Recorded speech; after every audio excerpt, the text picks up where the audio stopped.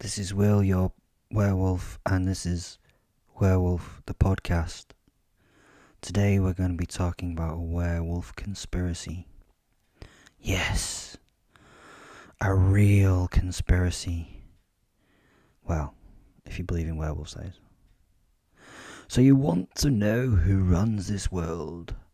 You little lambs sit down under the heels of your lords and masters and believe what social media tell you. Or do you really? Who runs this world? Well, with this bit of outpouring, I'm going to show you the proper way of things, if you believe it. Meet Vladimir Putin, the ruler and king of Russia. Now call this head of state what you wish. He keeps control of the lands about him as much as a god. That is because he is a god. He is a werewolf. Not a very sane one, but he is.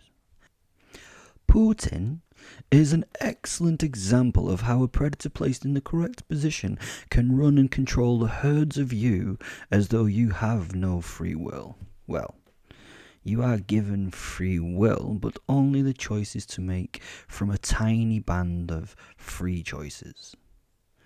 Putin was born in Leningrad when it was still Leningrad, and after leaving the university there with a law degree, went to work for the KGB as a foreign intelligence officer. He rose quickly through the ranks with a reputation for efficiency and strength to lieutenant colonel. He spent some time in Dresden in disguise as a translator.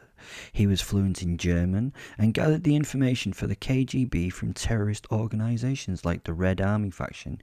He also spent some time in South Asia and was part of a group that saved files for the Russian authorities from falling into the wrong hands at the fall of the Berlin Wall. It was at this point that he combined with his werewolf posit soul called Koloto. Koloto is truly dark and dangerous. He's a horrible member of the tribe and thoroughly supports the tribe by trying to control the country's political nature. It was during this period that his loyalty was questioned, Putin's that is, due to the low level of his bearing. With this and the fall of East Germany, Putin decided to leave the KGB and entered into politics. He became linked to the mayor of now St. Petersburg and was in charge of foreign investments and promoting international relations. He was also investigated for selling $93 million worth of metals under, let's say, somewhat strange circumstances. In Moscow in the 90s, he worked his way up until he was in control of the Federal Security Service, the FSB, the replacement to the KGB. Yeah, scary.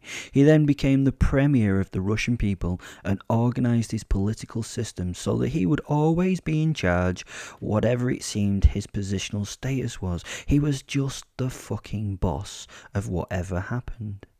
His strong law and order base and his general stance of not fucking about on the world political theatre made his people love him. He has an 86% approval rating from his people. But to be honest, who's mad enough to disapprove of him? I bet that percentage have decreased significantly. Let's see what he's done for the Russian people.